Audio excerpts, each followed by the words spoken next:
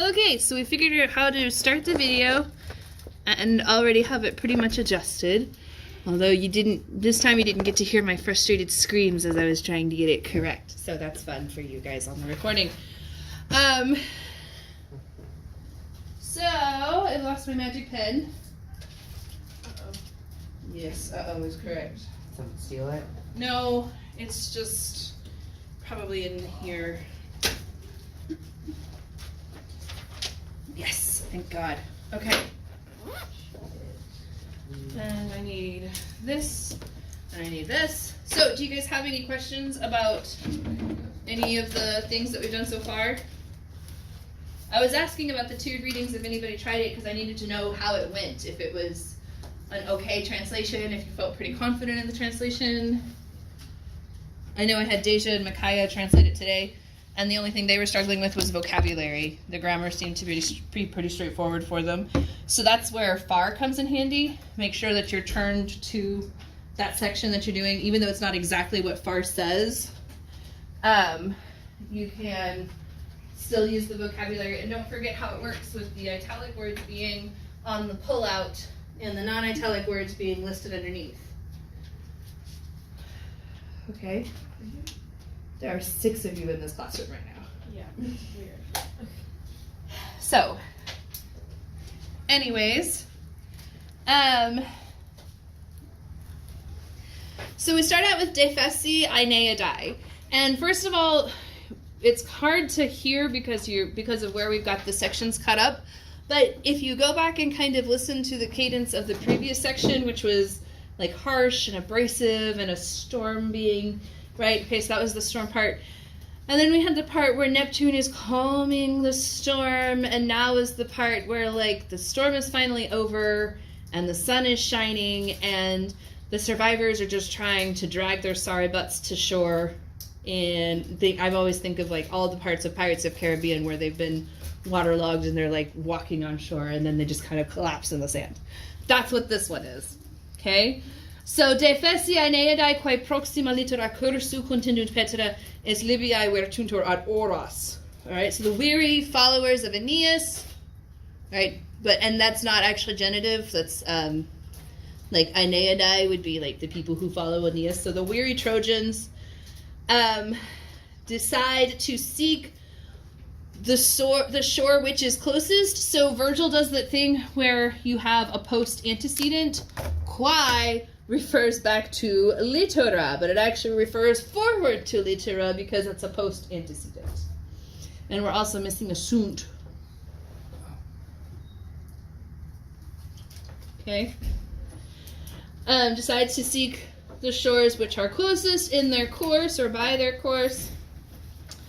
And they are turned to the shores of Libya.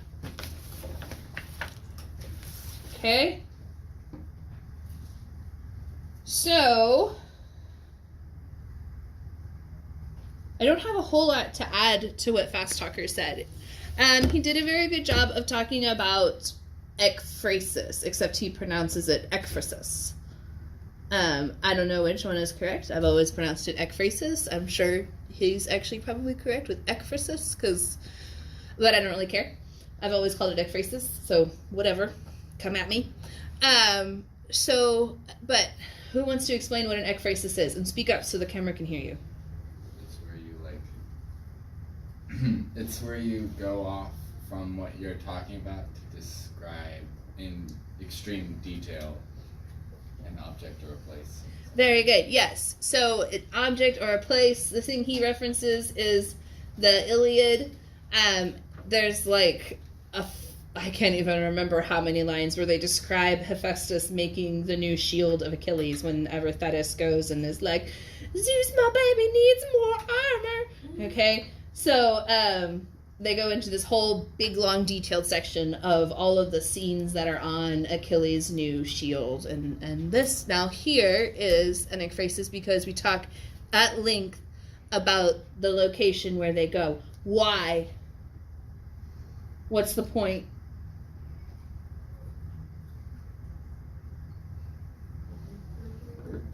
Word picture! That's the whole point. Make movie in your head. He did. Yeah, fast talker. He does exactly what I do. And I'm like, oh, hey, look, every Latin teacher does this when we're trying to teach this, because it gets kind of boring unless you realize what he's doing, which is he's telling you, like, Sicesu longulocus. Okay, there's this little place, Osinus, that looks like that, just like in fast talker. And so this is a bay or a harbor, and at the front of this harbor is an island, and it makes this area right here really safe, except it always kind of makes me think, so I read my experiences with Virgil always compared to the books I read before I translated Virgil, right? Okay, so I read Princess Bride before I translated Virgil's Aeneid. And if you've actually read Princess Bride, the movie does a pretty good job because it's Bill Goldman as the writer for the book and for the screenplay. But if you've seen Princess Bride, there's the cliffs of insanity, okay? And the movie does a pretty good job of making you understand, like, it's a really steep, sheer cliff. In the book, they're the cliffs of insanity because they're smooth like glass. And in order for Wesley to climb them, he has to actually physically punch the wall to make a handhold, and then pull himself up, and then punch. Yeah. Book Wesley is a lot more hardcore than. Do you ever have to do this when you're rock climbing, Hayden? Actually punch a rock to make a handhold before you can go up to your next handhold? That would be why it's called the Cliffs of Insanity, right? So if anyone asks you to go rock climbing and they say, let's go to the Cliffs of Insanity, just say no, unless you got brass knuckles on you. And then maybe you could go. There's actually a place in Arkansas called the Cliffs of Insanity. Don't go there. Really cool, though. Don't go there. It's dangerous. I know from literature. So, anyways, so we've got this little harbor where it's safe, and they turn to the shores, or are turned. I still don't know if they are turned to the shores of Libya. Okay, like I said, and now we're down here talking about this. So there is the location is in a long recess. An island makes a gate with I don't know what obiectu means. I would assume object, with the object of its sides, by which the whole bay is broken off from the deep, and the waves pull themselves back and skinned it. And I don't remember what skinned it means either. It's been a long day. I made the mistake of teaching mythology all hour to my Latin 2s, and I forget how much that squishes your brain through a lemon squisher. So, yeah. Give me a second. Sorry, guys. I did my homework too, I promise. So how much do I say? Make sure when you're doing these things, you do it with the book in front of you. I do it too. What word did I not know? Skinned it. Skinned it. Split or divides. And Obiectu. Projection or barrier. Skinned it reminds me of sisters. Yes! It is where we get skizzers. Skindo, skindera, skidi, skisus. Skizzers. Splitters. Dividers. Okay? Alright, hink, atque, hink. So this is the part, so you're like, what does this have to do with the Cliffs of Insanity, Whipple? Like they're in a safe place. Yes, but on both sides are vast cliffs and twin rocks menacing into the sky. So is it safe? Is it really safe? No. Possibly not, because we don't know what's up there, right? Let's keep reading and see. Under the top of which the safe seas are widely silent. So the sea is safe, as far as we can tell. But then the scene with silver forests, I think is, or with quivering, flashing forests. Kuruskis, this is flashing, this is forests. So no, maybe Whenever you have words like menantur, meaning looming, and then you have horrenti and imminent and umbra and atrum, flashing, and forests. Forest. Yes, Sylvius is forests. Okay, so those are all diction that you wouldn't necessarily associate with tuta, which is safe. Agreed? Okay, so the sea is safe, but above, de super. Okay, horrenti. So a dark grove looms with a horrible shadow. Right? So Lake Cohen said, no, it's not really safe. The sea seems safe, but these cliffs, there's stuff and you don't know what's in those woods.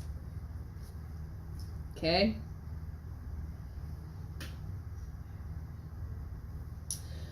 Under the opposite front, a cave with hanging rocks, which is just like stalactites and stalagmites. Yes? Okay. There you are. I got this. No worries. Okay. We're about halfway done. We're around line 165.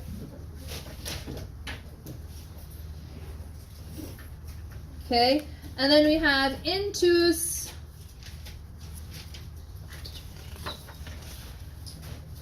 Within, that's what I thought it meant. I need to just trust myself. Intus, within the sweet waters are, the seats are living rock. Which I've never quite understood that line very well. Reminds me of the labyrinth. Yeah, kind of like the labyrinth, and yeah. Fars, do you say anything? Do you have anything to say about the living rock? He does not. Nope. He has nothing to say about the living rock. Is it living rock? Am I translating that correctly? Yeah, vivo saxo. Living natural. Oh, so it could be like, I don't know. Sorry, this is not the most entertaining video. My brain is squished.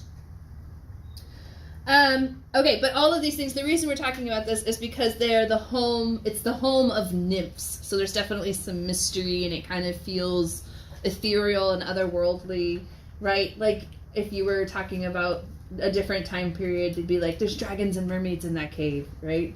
Okay, but since we're ancient Roman, ancient Greek, there's nymphs. Okay, here, and this is interesting, the tired ships. This should be naves. Okay, what happens whenever, what is that device whenever we refer to something that is not human with human characteristics? Very good, personification. I feel like we are all face us naves in the night. Anyways, okay, so here, no chains hold weary ships, and no anchor binds with a sharp, with a sharp or curved or bent or hooked bite. This is actually an anachronism. You don't have to spell it correctly. Anachronistic. Because at this time, like the time period, like right after, remember the Trojan War was 1153. So let's be generous and say they've been traveling for 3 years. It's 1150, because remember we're BC, so we're counting down. So we'll say it's 1150 BC. Or, you know, maybe the war went from 1153 to 1143, so it's 1140 BC. The point is, at that long time ago BC time, they didn't have anchors with hooks yet.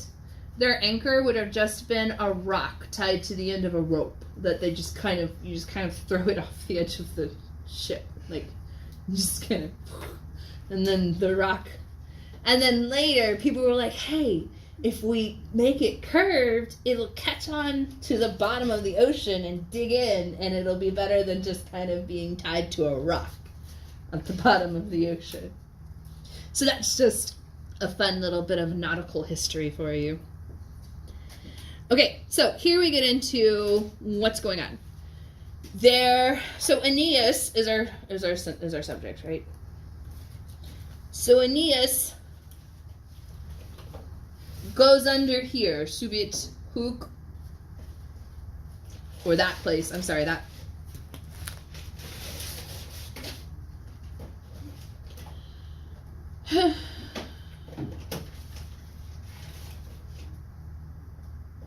Sorry. Yeah, I know it's italicized far. I should know what hook means. I'm sorry. Okay, so hook. To this place, hither. It is here. I was right. I should just trust myself, Emily. I know more than I think, even when I'm tired. Okay, so here, Aeneas goes, subit. Yes, subeo, he goes under. With 7 ships having been collected. So this part right here is your ablative absolute. And it's 7 ships having been collected from the whole number. How many ships did he have? 15, I think. Was it 18? 14, 15. More than 7. Right? He's lost about half his ships. Okay? And then this is interesting. This is the part that makes me think of, like, from Pirates of the Caribbean, whenever people have almost drowned and they've just thrown themselves onto the shore.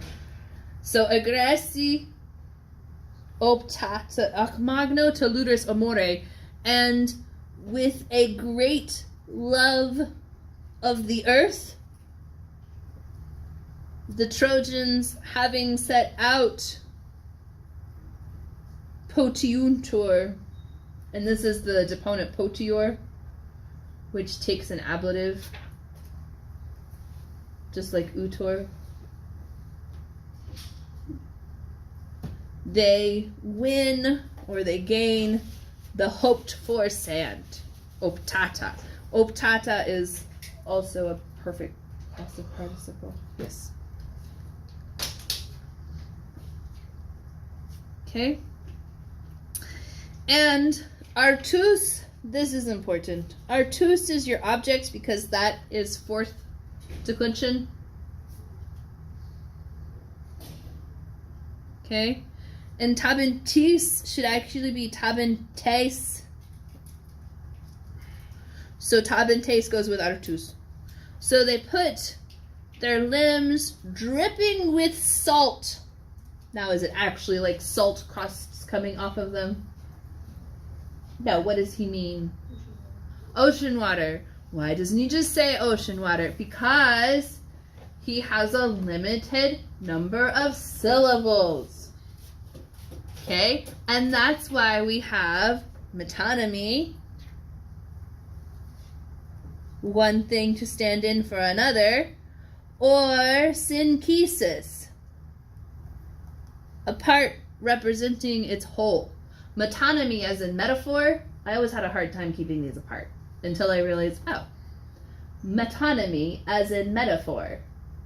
It's comparing something to something else. And synchesis is Greek and has something to do with cutting. So it's like you cut off a part and that part represents the whole thing.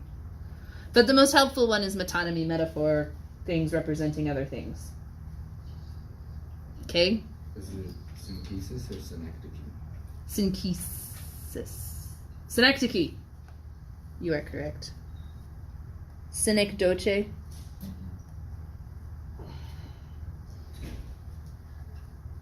Thank you. Synecdoche. Synecdoche. Does it actually have an HE? I can't remember. I think it's just C.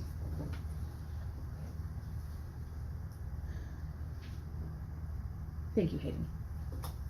Okay, so synecdoche with sale. All of that refers to sale is what we're talking about here. Okay? So, they put their limbs dripping with salt on the shore. Allison, you okay? I hear you. Alright, questions, concerns, comments? Everyone good with Ecphrasis? I'm sure there are things I'm forgetting to tell you. Oh yes, I was going to tell you, hink, atque hink means on both sides. Did I say that out loud? Did that become my outside voice? I think so. We'll write it down to make sure it did. So we scrolled back up, and we're looking at hink, atque hink. Is it still recording? Or did it shut off again? It is still recording. We're probably going to do a little bit of grammar and continue recording, but I might stop and make a second recording. Yes, we will do that. Okay, so we're going to stop here because that's the end of that passage. Of course, if you have any questions, you can email me or Canvas message me or ask me in class. Don't leave comments on the videos because I don't look at those. In fact, I probably should disable comments because I don't want to know what other people think of me. All right, here you go.